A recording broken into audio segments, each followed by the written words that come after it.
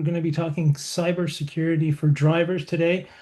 Um, and we have one of the industry's leading experts in that joining us today.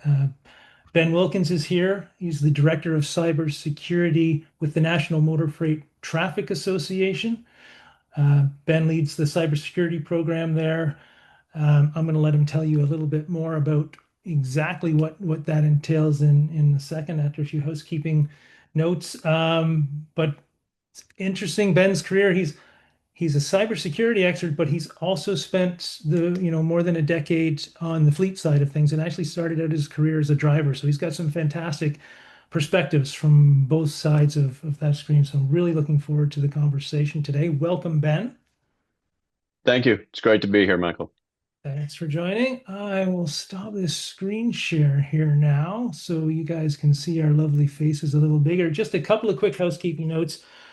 So we are recording this session. Everybody will get a link to the recording, whether you were here or not, once we get things posted on our website tomorrow. We want this to be, as interactive as it can be on a webinar. So if you have questions as we're going along, there's a Q&A function. You'll find a button at the bottom of your screen there. You can drop your questions in there at any point, and we'll get to those as we go through things.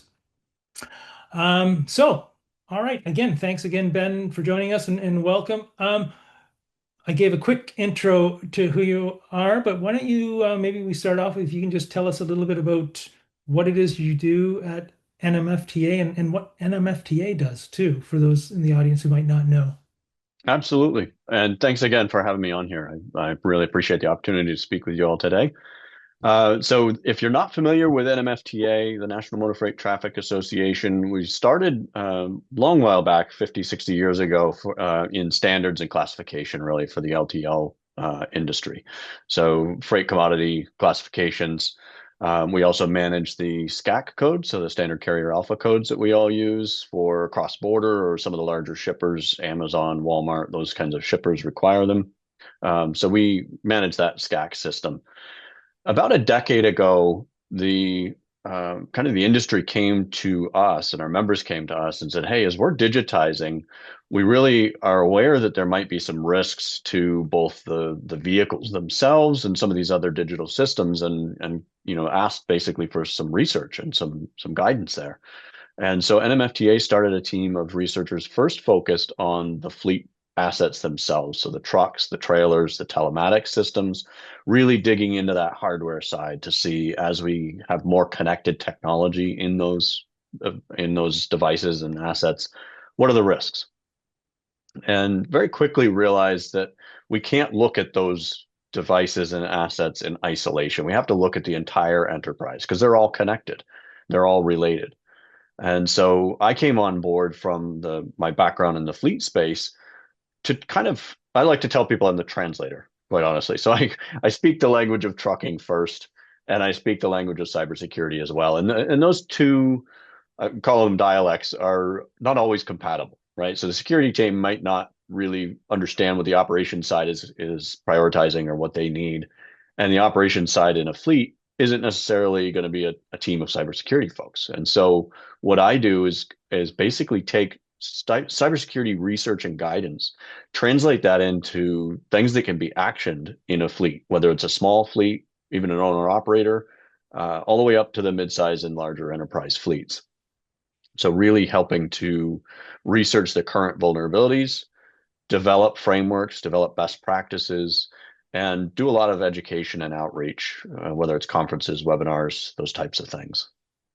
That's great. Yeah, and we were talking off camera before we launched things too about some of that outreach and how busy you've been lately. It kind of feels like, the whole cyber crime, cybersecurity issue is building some much needed momentum and awareness in the industry, which is great to see. And I know you spoke at our Best Fleets Education and Awards conference back in oh my gosh, that was March, right? Yeah, feels like forever ago. And I've seen you at a couple events since then.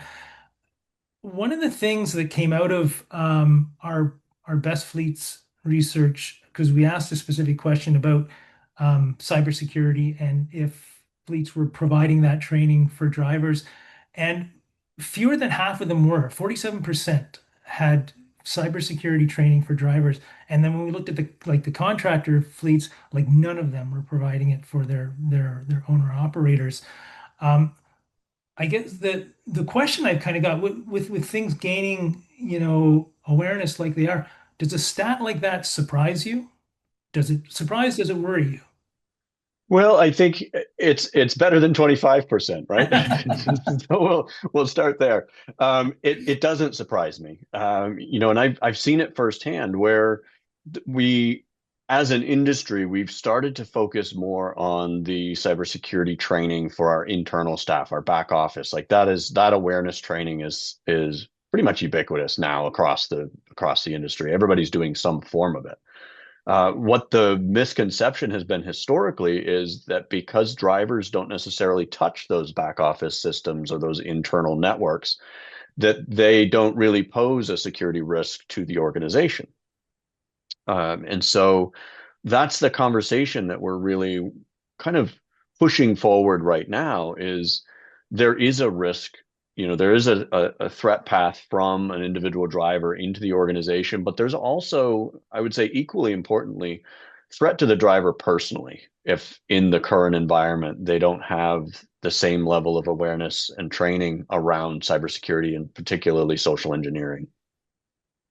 That's interesting. So yeah, I think when when a lot of fleets and I think a lot of businesses in general, when they think about cybersecurity, they're thinking about hacking, they're thinking about ransomware, they're maybe not thinking about some of the other risks that are involved.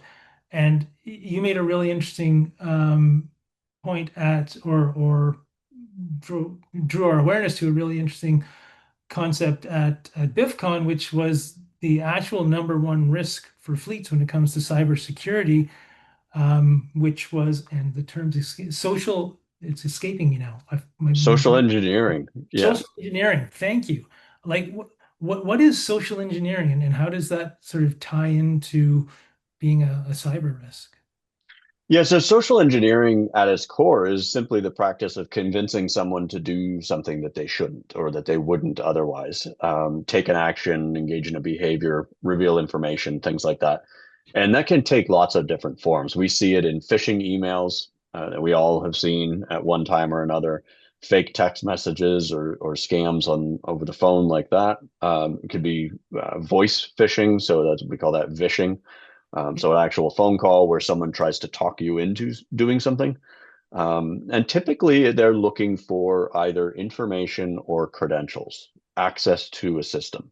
Because in the, with the present security footing that most organizations have, even with a kind of a baseline cyber hygiene where you've got some endpoint detection and response, you've got firewalls in place, you've got the cyber hygiene, multi-factor authentication, those types of things, it's very difficult to hack into those systems compared to talking a person into giving you access into that system. And so that's what we see is the majority of successful attacks actually started with some sort of social engineering. Someone in the organization either clicked a link in an email they shouldn't have, gave information or clicked a link in a text that they shouldn't have, or maybe gave information or access to someone over the phone that they shouldn't have. Yeah, and it's interesting because you don't. I think, like I said earlier, I think a lot of people might not connect the dots to that cyber crime. There's training that needs to happen behind that. I want to come back to that in a sec, but I also want to sort of maybe set the stage a little bit in terms of like the scope and magnitude of this. You threw out some really interesting and some pretty big numbers when I saw you at NPTC recently in terms of the connection between cybersecurity and cargo theft. Like what's the through line sort of, if you will, between cybersecurity and cargo theft to help people sort of understand what is this real risk that we're facing? Absolutely. So cybercrime, these techniques, the social engineering, email compromise, these types of things, we've seen that for many years on the cyber side. On the cargo crime side, it used to be, you follow a high value shipment. The criminals would follow a high value shipment and pilfer the load or you steal the whole load out of a truck stop somewhere, or they would find a parked trailer and they'd open the back and take what was in it. Nowadays, they've found that it's much more effective and much more profitable for them to compromise an email account through social engineering and simply reroute an entire shipment. It was destined for warehouse A, and they simply send a message as the broker or as the shipper, and they say, "Oh, you know what? We've had a change. We're going to send you to warehouse B instead. They need the product sooner." We see that all the time for legitimate reasons in the industry. Of course, shipments get rerouted, and if someone doesn't question that and doesn't pick up on the fact that this has been a compromised email, it looks like a trusted source. They reroute the shipment. The entire thing is delivered to the criminal's warehouse and disappears. And we've seen, if you look at the cargo net numbers, cargo crime in 2025 hit $725 million in reported losses. And we Mhm. know that's the tip of the iceberg because not everyone's going to report every single cargo loss. So, a significant portion of that is directly related to these same techniques that the cyber criminals have used for many years. And do we know, do we have a sense of, like, when you look at that 725 million, which, like you say, is probably a fraction of the real number, like what percentage of that is related to cyber crime versus I'll call it the old-fashioned way of stealing cargo? Yeah, I would hesitate to give a hard number Yeah. because I've seen a lot of different numbers. You know how statistics are, is Yeah. it depends on the study, it depends on the circumstances. So I wouldn't want to give an official number, but I would say it is a significant and growing percentage. This is organized crime. This is really sophisticated, large networks engaged in this type of activity. And we can just look back at the numbers since, I guess, around 2020, this really started to pick up with the change of, work from home, the change of shopping habits during the COVID era. A lot more things got digitized very quickly, and people got used to having these kind of disconnected digital conversations rather than the traditional, more pick up the phone and talk to someone or in-person transactions that we've had historically. And so we saw cargo crime really take off 2021 through this past year, and appears to be trending to continue this year, unfortunately. But really, that tells you what the increase looks like because of these cyber techniques, if we look at how those numbers have changed. And like I'm curious, like what's behind that that increase in cyber specific crime? I mean, is it just the hackers are getting better technology, they're getting smarter? Is it different people moving into that space and different actors taking over? Or is what Yeah, we've seen a lot of very organized, many of them orchestrated from overseas. They've found a soft target. It's very profitable. The penalties are unfortunately rather lenient for cargo crimes, typically. If you steal $10 million from a bank, you're going to get put in jail for a long time. If you steal $10 million worth of cargo, the penalties are nowhere near as severe. And so there's a high risk, a high reward to risk kind of equation that's being played out. And it's easy money for them. There's very low risk. Sometimes they don't ever even touch the freight themselves. They just coordinate the movement of freight from one location it was supposed to go to another one. And sometimes the people that are engaged, the driver that is actually hauling that load has no idea they're hauling a load for a criminal. They think they're bringing it from the shipper to the legitimate destination. So a lot of innocent people get used in these schemes, and it's just low risk for the criminals and high reward, unfortunately. and is it like big organized crime that's doing this? Is largely driving it? Yeah. Yes, there's a lot of research, and the federal law enforcement has really started to dig into this at Yeah. the federal level. The FBI and HSI and a number of other agencies and organizations are collaborating in a way they haven't historically on this issue, and it's specifically because of how organized this is. We're starting to see a more full picture where this is not just localized small gangs of kind of run-of-the-mill criminals that found an opportunity. These are Mm. highly sophisticated, well-resourced, organized groups that are engaged in this type of cargo crime. Okay, interesting. I've got a question here popped up that from Justin Wolf here that's is actually related to something I was going to ask you a little bit later on, but maybe before I shift gears, we'll pull this one out. So I'll just read this out. I'm interested in understanding what specific auto exposures might arise in the context of cybersecurity. Can a bad actor successfully gain access to an interconnected auto unit to control or cause an accident or even cause internal damage?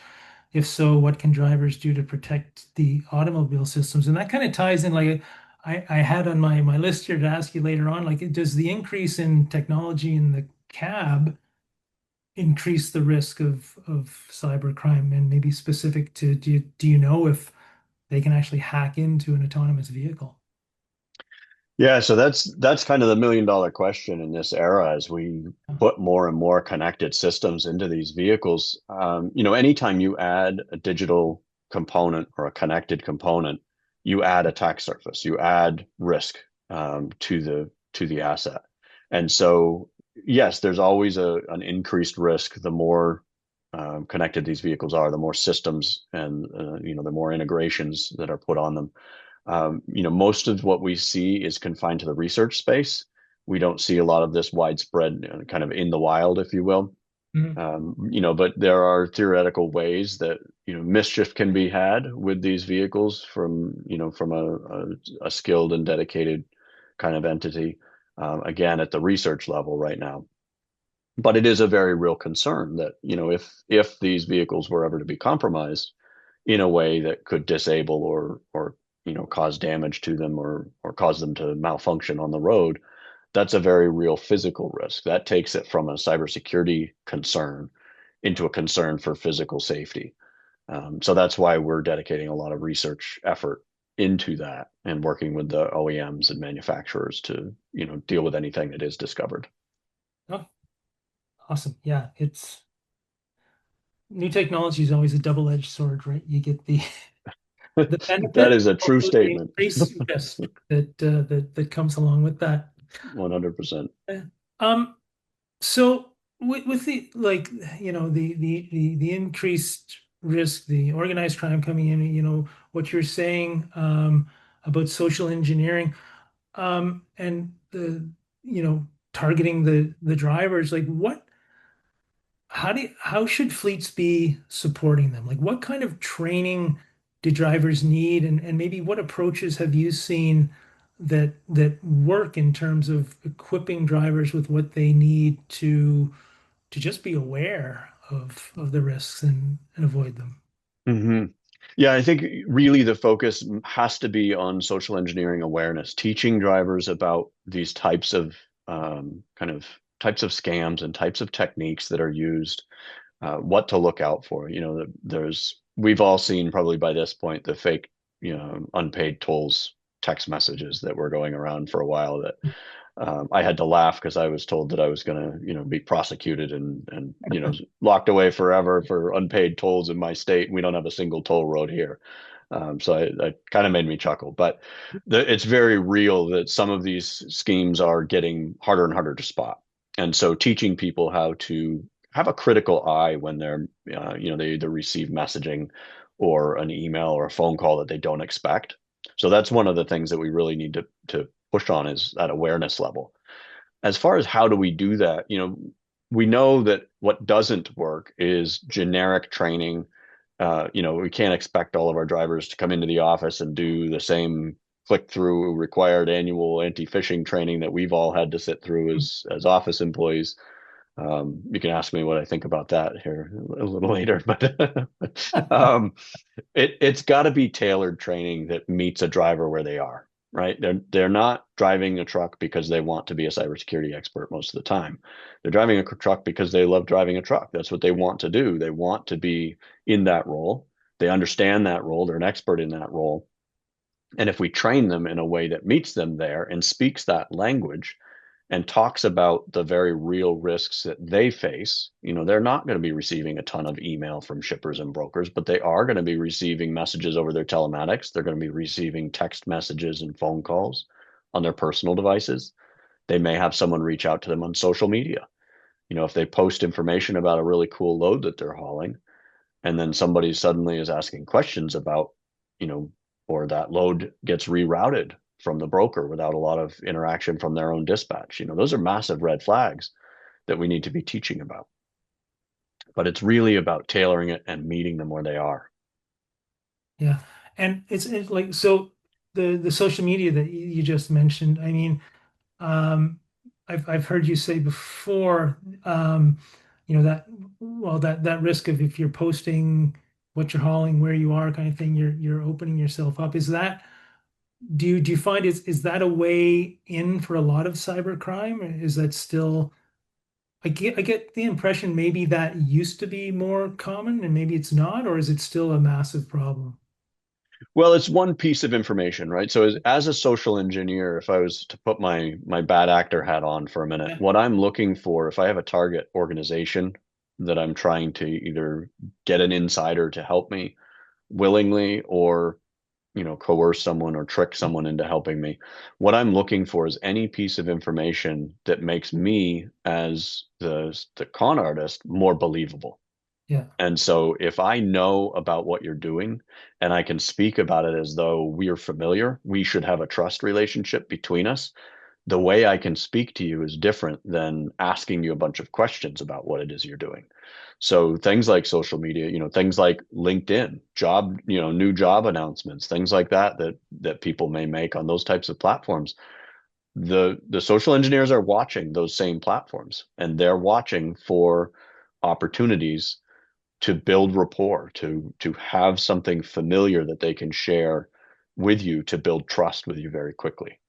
So it's not the only way. It's not necessarily even the number one way, but it is another piece of that puzzle they're trying to put together.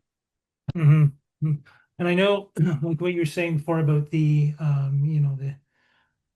messages from different platforms that they may be getting that may or may not be fake. I mean, I know working in an office environment, and these have been going around for years. I mean, we'll get the occasional email that looks like it's coming from, our president or our CEO that's asking us to, go out and buy gift cards or to give them our personal phone number because they need to contact us.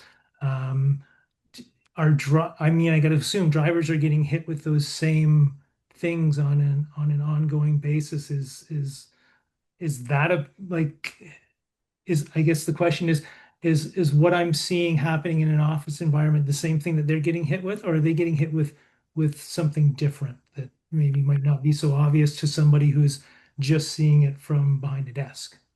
Yeah, I mean it's going to be a lot of the same things, but these criminals are pretty good at targeting the right message to the right audience, and so they're going to play on things like relationship building from a social relationship. There's not a lot of social interactions as a driver, and so it may be a friend type relationship or a romantic relationship that they try to build. They may reach out in the guise of being someone higher up in the company. It may be something like a congratulatory message, and there's this award that we want you to click on a link and go collect your reward. Those types of things happen, both internally in an office and can happen to an individual outside of the office. We are seeing an increase in kind of non-enterprise devices and accounts being targeted because our defenses are getting better. Corporate email is getting better at kind of filtering out some of the phishing emails and these malicious links and things. Um, and there's a lot more control around those communication channels. But people bring their personal devices into work. They interact with their personal devices regularly, and those don't have the same kind of protections and controls around them many times. And so the bad actors are targeting people on their personal devices, their personal email accounts as well. Okay, interesting. Yeah. And that almost kind of ties back into something you said earlier, like the the the the response for a lot of fleets will be, keep drivers out of systems that they could potentially cause damage if they had a cyber attack. Um, but they don't have those, you lock out those corporate devices, but they're still, communicating with them on their personal devices, which is pushing them in a different direction. It's not trying to get a direct link into the system. It's connecting with them to establish, I guess, that relationship that you were talking about, Mhm. to extract information, to get them to act in a specific way.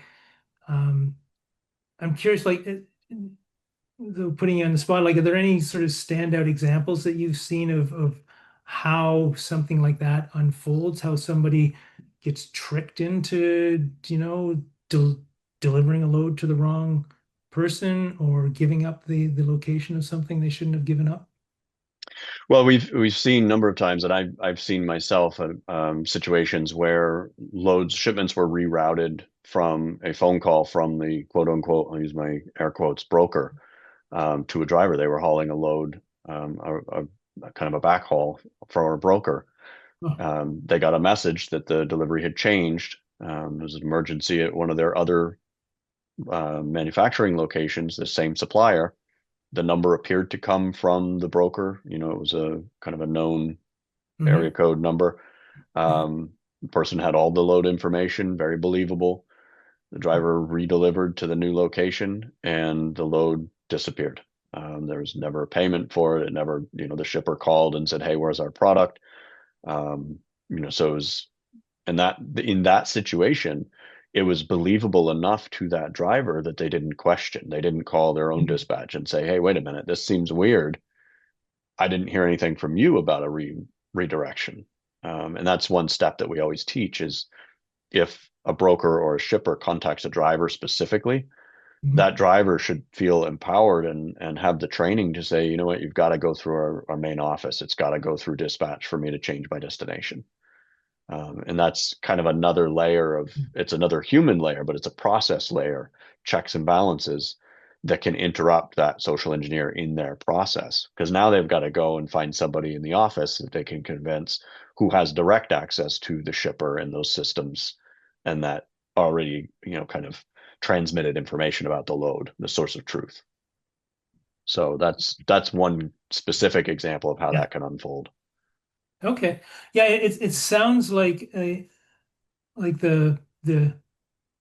not the silver bullet, but a piece of the solution is to have very concrete, well communicated processes in terms of, if something like this happens, here's the step, here's the protocol, here's what we would do in this scenario. So if something out of this norm happens, here are the steps that you would take to validate that. Is that kind of 100%. Yeah. okay? Processes and standard procedures really highlight those exceptions. Because if nothing's standardized or there's no established process, then an anomaly is not going to stand out in the same way. But if you have Mhm. a process that should be followed and is followed by the team, and you have procedures for each step in that process, then something that is unusual, it may or may not be a true malicious event, but Yeah. it's a red flag and it bears a little bit of extra scrutiny to look at it and say, hey, this is an exception to our process. I need to get this approved by a person other than myself as well before we move forward. Yeah. No, it makes a ton of sense. And just doing that. And then I'm sure that the cyber criminals are very good at creating a sense of urgency while they've got you on the phone there too and trying to dissuade you from doing exactly that. And Oh, absolutely. That's one of the tells, to be honest with you, with all forms of social engineering. There's a sense of urgency, there's time pressures. There's the use of authority or the fear of a negative consequence that's used a lot. If you think back to those toll scams, yeah. you're gonna get arrested, you're gonna get, fined, whatever it is. Or there's a fear of missing out. There's that we want positive things to happen too. So if you don't act now, this positive thing won't happen. But those are definitely things that should trigger, hey, wait a minute, this doesn't smell right. Yeah. There's always time to pause and think something through and verify it. Yeah. Yeah. No, it makes sense. As long as you don't get caught up in the moment, it's forcing yourself to take that breath kind of thing Hmm. and do that. Yeah, that makes a lot of sense. Just take a second here just to remind folks, if you have any questions, you want to drop them into the Q&A. Grab those and answer them as we go along. It should be a button at the bottom of your screen there. Um, so I wanted to ask you about like those are some of the tips of what fleets should be looking for, some of the things that they should be doing with the training. I mean, making it, tailoring it to the audience, to the what they're hauling, where they're hauling, to make it more relevant to them. So the training in place. How do you know that your training's being that your training's successful? How do you know? Because I mean, you can sort of watch, okay, well, I haven't had anything stolen in a while, but you don't really know if somebody's, a month into being, I'll say, groomed through social engineering or something. That's hard to watch for until the incident hits. Is there a way to measure the success of your cyber training? One of the best ways is, are the reports of fishy things going up? Okay. Because if the training is successful, people are going to be aware of and cautious of things that don't look right, and they're going to know how and when to report those things. And so it doesn't necessarily mean that there's more bad things happening or more people targeting your organization. It means that your team is more aware and is more empowered to raise their hand and say, "Hey, I don't think this is right. Can we check it out?" Because there's always pressure to not be the person that doesn't know something, Mhm. right? So a lot of times someone may have a bit of doubt about something, but if they're not really sure, they aren't kind of trained enough to know, yes, you need to report this, you need to say something. They don't want to be the squeaky wheel, right? So there's that pressure of kind of Mhm. going with the going with the flow. So when your reports start to climb, that's a good sign. That's a sign that your training is sticking. The other the other thing you want to look for is it being retained, if maybe incorporate it into your safety meetings, because most fleets have regular safety meetings with their drivers. Ask questions about the cybersecurity training in those touch points that you already have through the safety briefs, and you Okay. can kind of find out if that training's sticky, right? Yeah.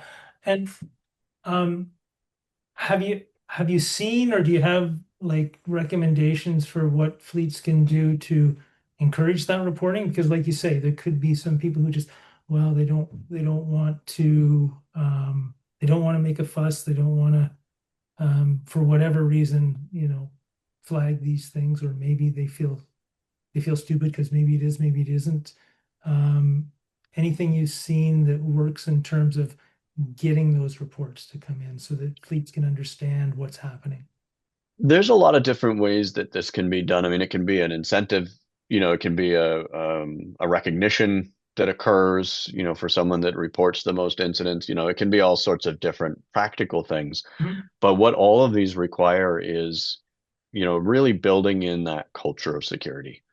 You can't have, you're not going to go and train your drivers in isolation and expect them to start reporting cyber incidents, right? The entire organization needs to have a culture where security is part of the dialogue. Security is part of all of the operating processes. It's just normalized. And so, that's got to be supported all the way from leadership, all the way down through, to the most new employee in the entire organization when they're onboarded needs to understand that this company takes security seriously, and we reward those team members that also take security seriously, and we encourage that. So the reaction that people get when they do report something is really important. It's not, oh, you should know better. It should be, hey, thanks for bringing that up. We'll take a look at it, or here's what we found. Here's how to tell it's not malicious, or yeah, this was a true positive. This was something bad that you caught.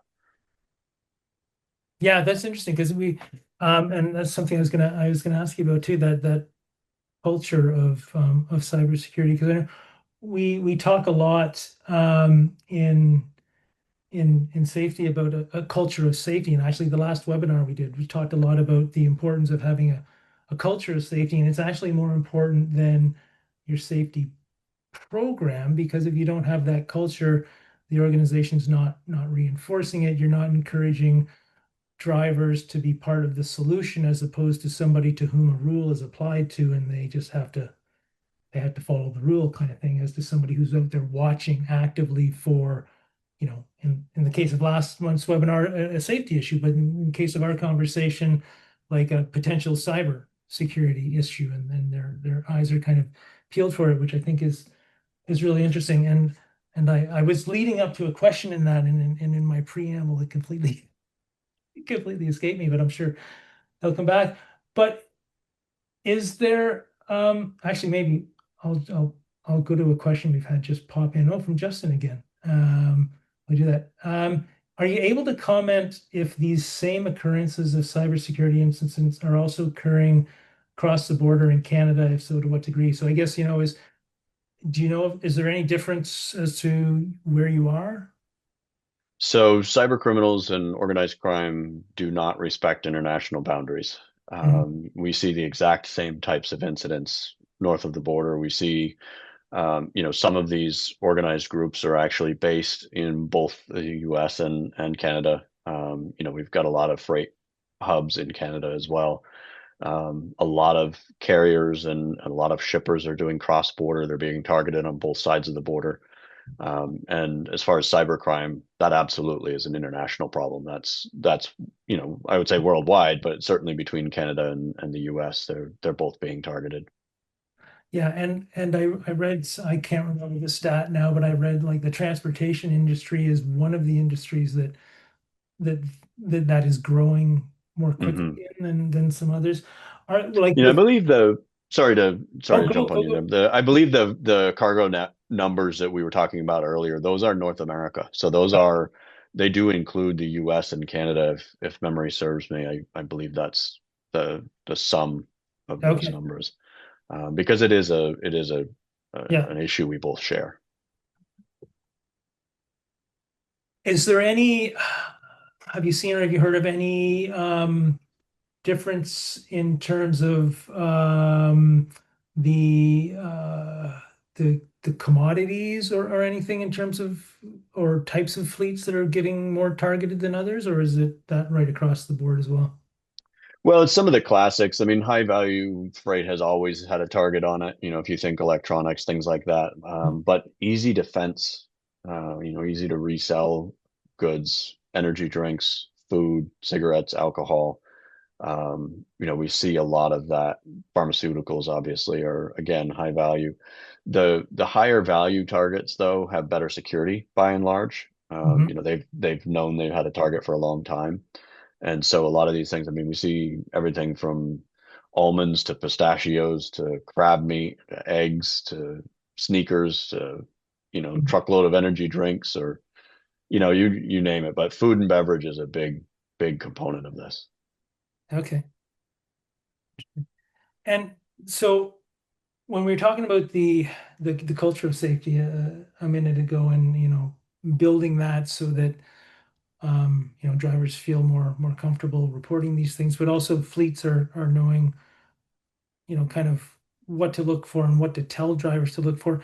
Are there are there risky behaviors that, would sort of be at the top of that list that fleets should be talking about their drivers about avoiding when they're thinking about what to focus on? Well, we can obviously we've kind of beaten the social engineering aspect into the ground, but those types of responding to unsolicited communication without verifying it, all of those types of things are definitely high on the list. But there's other things like connecting to unsecured Wi-Fi at a truck stop, and just browsing unsecured Wi-Fi. A lot of people think of that as a convenience, but it's also a risk. There's a lot of bad traffic that can occur on there, and a lot of things that you can get a compromise on your device from connecting to an open Wi-Fi network. So things like that, not locking their devices. If you think about having a PIN code or a biometric, fingerprint or face ID to get into your phone or tablet. If you leave that behind and it's not secured, it doesn't require a passcode. That's a huge issue. It's, if it's a personal device, it could be risky to your personal finances and your accounts. If it's a company device, there could be company information on there. There could be load information on there. So, some of them are just behavioral things like that we try to Mhm. teach. And if in the case of connecting to the truck stop Wi-Fi, is the solution just don't do it, or are there things that drivers can do so that they can connect to that, or you just want to avoid it, period? I mean, the best answer is don't do it if Yeah. possible. Either use a mobile hotspot. A lot of fleets are now providing those right in the truck. You can, depending on the person's phone plan, they can use a data plan if they have sufficient data for that without incurring a high cost. If someone has to use an open network, though, we always recommend using a VPN. Okay. If you use a reputable VPN that gives you some layer of security, um, kind of tunnels your traffic, encrypts it, and tunnels it through that open network, so it's a little bit more secure. Um, but you do still need to be aware of the types of sites that you're browsing to and things like that as well. Okay. Interesting. Um, we touched on this a little bit earlier, just in terms of drivers getting calls, allegedly from, a broker or a shipper. So that's an instance where they may not know the person who's calling them.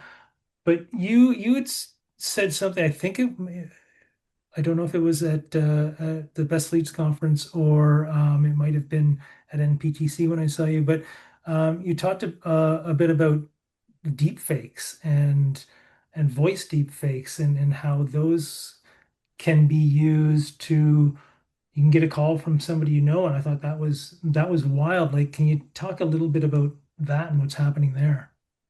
Yeah, you want a good case study in double-edged sword with new technology, and this is it. AI and generative AI has gotten incredibly sophisticated and powerful in a very short amount of time. We're all struggling to build security controls around this new thing, that we're using every day.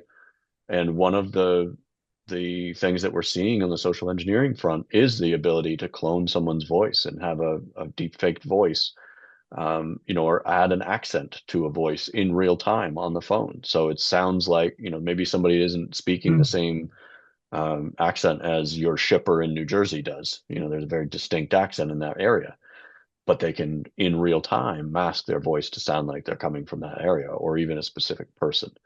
And this isn't something that requires massive resources anymore. I mean, these tools are inexpensive, they're easily accessible, and it only takes a few seconds sample of somebody's voice in order to create a believable kind of digital twin for that voice. It is possible to fake someone on a video call as well. That does require a little bit more as far as resources and technique. And it's not 100%, but there are ways people have used it successfully. I mean, there was a famous case study that I think it was in Asia. I don't recall. I think it might have been Japan, where there was a financial transaction that someone was called by their CFO, and there needed to be a large sum of money wired to complete a merger or some large deal. Then they did a verification call over Zoom with the CFO and a couple of other high-ranking officials at the organization. It passed their sniff test, and they wired $25 million, and it disappeared. Wow. So it's believable enough in certain circumstances. So that's definitely something, we teach people is to, I think I've heard it, politely paranoid is one of the terms I heard recently that I love. Um, Ask questions though. Ask questions that someone that isn't actually the person they say they are wouldn't know. Ask them what you talked about yesterday, or just a kind of a side question about, hey, how's your dog doing? I remember you said your dog was sick last week. Something that person's not necessarily going to know. Um, or maybe isn't even true. Maybe you didn't ask them about their dog last week. And then they're going to say, if it's the real person, they're going to say, wait a minute, what are you talking about? But the social engineer is going to go right along with it and make up a story to go along with it and sound believable, right? So you just trip them up that way. But yeah, that's definitely a concern. It's a growing concern, the deep fakes. But really just having that questioning mindset is Yeah. important. Yeah, and I guess going back to having those processes too. So if you ever get a call, you're validating it this way and things. I know this is a little bit top of mind before our session today because I just I don't know read or heard something that the the banks where I am are actually starting to move away from the whole voice authentication process. Yeah. You used to be able to call up your bank and instead of entering all the information, they just validate you based on your voice, but they can't reliably trust that that's you anymore. So they have to back off all of that technology investment in that process. So it's Yeah, it's impressive technology and it's scary technology at the same time. yeah, I know. You can have a lot of fun with it, but you can reap a lot. Got a question that's come in here from Nick. I'm just going to read it. So I've been dealing with a similar domain posing as our company, trying to book freight for the past month now. Most brokers' procedures are catching them before booking, but I'm not sure how many I'm not aware of. FBI has a case open and has an agent in contact throughout. Why is it so difficult for that fraudulent domain to be shut down? Plenty of evidence to back it up. This is a very, very frustrating situation to be in. I'm very sympathetic to this. I've personally dealt with this. I've seen this a number of times. There's a lot of ways that the domain hosting can be kind of privatized, and there's some security controls that are in place for a lot of hosting services, even legitimate hosting services that can kind of protect the identity of the person who's hosting it. But they're what we call bulletproof hosting providers, where they actually don't comply with law enforcement very willingly. They may be located somewhere that's not Mm, necessarily friendly to our rules and regulations and laws. And so we do see sometimes that a hosting provider will keep a known malicious or known kind of lookalike domain like this open. Working with the FBI in this case is absolutely the right way to go. They do have tools and resources that are beyond, most of us in the civilian world. Um, but yeah, that is a terribly frustrating scenario where there's a domain that looks very similar to your own. Um, and because it's again, if people aren't being careful, it's very easy to just see what looks like the right name, and maybe there's two N's instead of an M, or there's, some single letter is changed and makes it very believable looking. But it really depends on the hosting service. Some of them are better than others. I know kind of these front ends like Cloudflare is a tough one because it's hard to see behind that, or any of the cloud providers. The large mm, cloud providers. That's kind of where the trail ends unless you have a warrant. So it's definitely good to get the FBI involved as they have. Um, and my sympathies for sure in that situation because it can be, pull your hair out frustrating. yeah. Oh, I can imagine. So, um, where like is there anywhere and maybe it's the NMFTA's website, but is there anywhere that you know people can go to sort of educate themselves on what are the more common risks they should be watching for? What are the things they should be talking to their drivers about? What are the emerging risks? Because we've got like new stuff cropping up all of the time. Uh, Hmm. they might not Well, even. that's a great opportunity for a shameless plug for Yeah. NMFTA. So I'm going to take it. That is kind of our mission, is to provide free resources that do exactly that. So at the nmfta.org site, we have everything from, we call them the core controls. So like those for an owner operator or an individual, those basic cyber hygiene things that you can do that aren't going to cost you an arm and a leg, but they're going to raise your protection level substantially. We have a lot of information on cargo crime, ways to prevent freight fraud. We've got an entire freight fraud prevention hub webpage that's devoted to specifically educating people about how these kind of scams work, how to prevent them. And then we've got guidebooks for fleets to enact in their own organization as they mature their cybersecurity program, whether they're a small fleet, medium-sized fleet, or a larger fleet. All of those resources are there for free for anybody to go and download and use. So. Okay, great, great. I wanted to ask you about a story you told in a session I saw. Hopefully we've got time for it and you remember the story and I'm not putting you on the spot, but you told um, one of about a an incident. It was a cargo theft incident where the GPS was actually spoofed and the fleet thought the truck was in one place following it along and it turned out to be somewhere else. I thought that was fascinating. Can you sort of recount that of sort of what happened and was there anything that could have been done or? Yeah, so that's one of the more technical kinds of techniques that's used, because we trust our tracking systems. We trust that those little dots on the map are where our trucks are. In this case, this happened to a broker that I know, and they had a high value shipment that ordinarily they wouldn't just give to any new random carrier, right? They need a vetted, trusted carrier. And what this criminal group did is they started a trucking company, legitimate trucking company.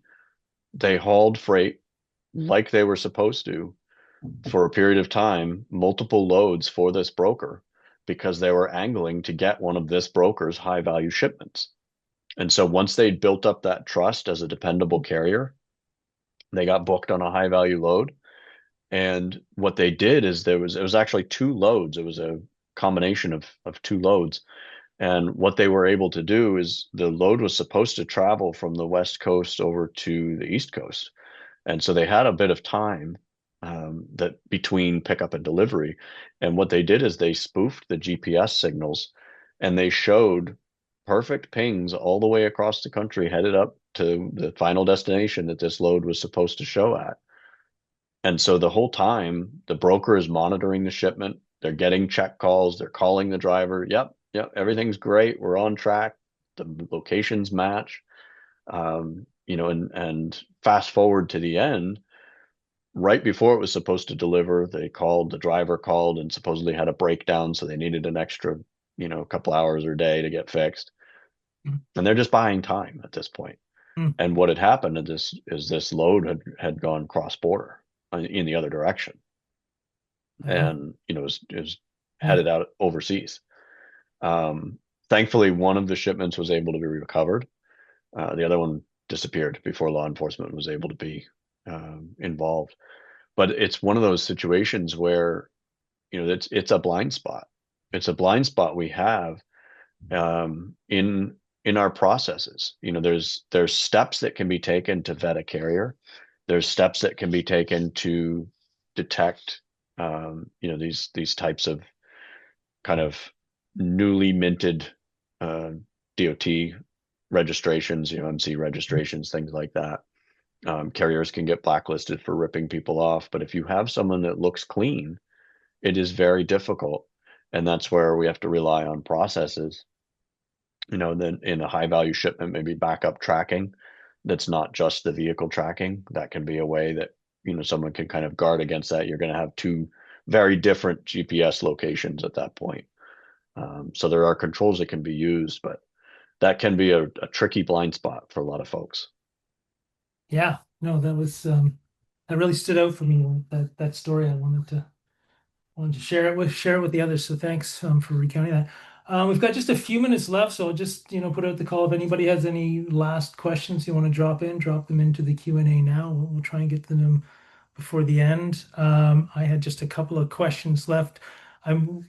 One of them is like we've talked about a lot. We've covered a lot of ground. Is there when you're thinking about our audience of fleet owners and safety directors, and I think there's probably some insurance people and brokers on the session too. Is there anything that we haven't talked about that you feel is super important for them to take away from this? One thing that we didn't touch on and that I'd love to just speak to for a minute is the importance of sharing this information, sharing near misses, sharing incidences where, either cargo theft or a cyber incident occurs. Historically, it's kind of been kept close to the vest. We don't necessarily want people to know, hey, we had a cyber attack, they got in, or Mhm. yeah, we lost a load this week. But we're starting to see the value of sharing that information because if someone is successful getting into Michael's trucking, they're probably going to be successful when they come to Ben's trucking and try the same scam. And so if we share that information with each other when it happens, how it was done, how did we detect it or not detect it, what are the lessons learned, the takeaways, that can be really powerful in the industry because the criminals are working together. They're sharing the techniques that work. They're sharing the tools that work. We need to share the techniques that work to stop them and share kind of out the tactics that they're using. So we've started a threat reporting portal for that very reason. Again, there's lots of information on our website. We can, that people can reach out to the team here and we can get them into the threat reporting portal. But that's a way to share that information with between shippers, brokers, and carriers directly. Okay, and perfect, because that was my last question for you. I was going to ask you about the threat report portal. So you covered two in one there. That's great. And you guys anonymize that information. Absolutely. But yeah, Absolutely. From the very beginning, the requirement was absolutely no identifiable information, right? So we put in the details of the incident, yeah, but we scrub it for any identifiable information about who the incident targeted, and we never associate the person that reported the incident to the actual incident report itself. Absolutely. yeah. No, super, super important. I mean, it's that whole culture of cyber security thing again, right? If we're all trying to be part of the solution. We did have one last question come in here from Justin again. So we'll end with this. So, in your experience, did any of these cyber incidents end in the theft of the actual auto units themselves, maybe the trailers? And if so, how is that managed by insurance? Yeah, this is an interesting question because and I've had a lot of conversations around it. Is it cyber? Is it a cyber event, or is it a physical insurance? Is it your vehicle insurance that covers this? Is it your cargo insurance that covers this? There's so many different pieces of this puzzle, and I don't know. Honestly, I don't know that the insurance industry has decided exactly how that's going to look. I mean, if you think about it, your cyber insurance is going to cover losses directly from a cyber incident, but is cargo crime a cyber incident to your cyber insurance? Probably not. Cargo loss is covered under one policy. The loss of the vehicle is covered under another policy. So that's a really tricky one. But I think I would just close with saying that is an area for growth in our industry is understanding how to properly handle the losses that do occur in these kinds of complex events. Excellent. Yeah, that is a tricky one. Like it. Um, how do you know who covers what when the clay piece of it? Or play a role in it. So thanks. We're just about at the top of the hour. Well, we're less than a minute away. So thanks so much, Ben, for joining us. This has been fantastic. Really enjoyed the conversation, and hopefully everybody else out there did. I've got our contact information on here. If anybody has any questions after the fact, you're welcome to reach out to us on that. But if folks have questions for you or want to check out more about the NMFTA, Ben, where should they go to get information? Yeah, so the website's a great place to start at nmfta.org. We can also email us directly at cyber@nmfta. I'm all over LinkedIn. Anybody can feel free to reach out that way as well. I'm pretty reachable there.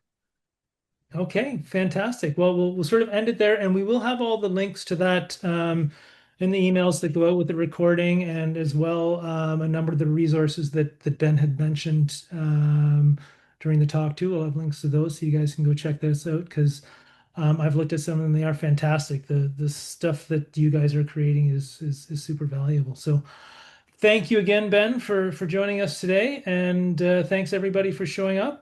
And have a great rest of your Tuesday.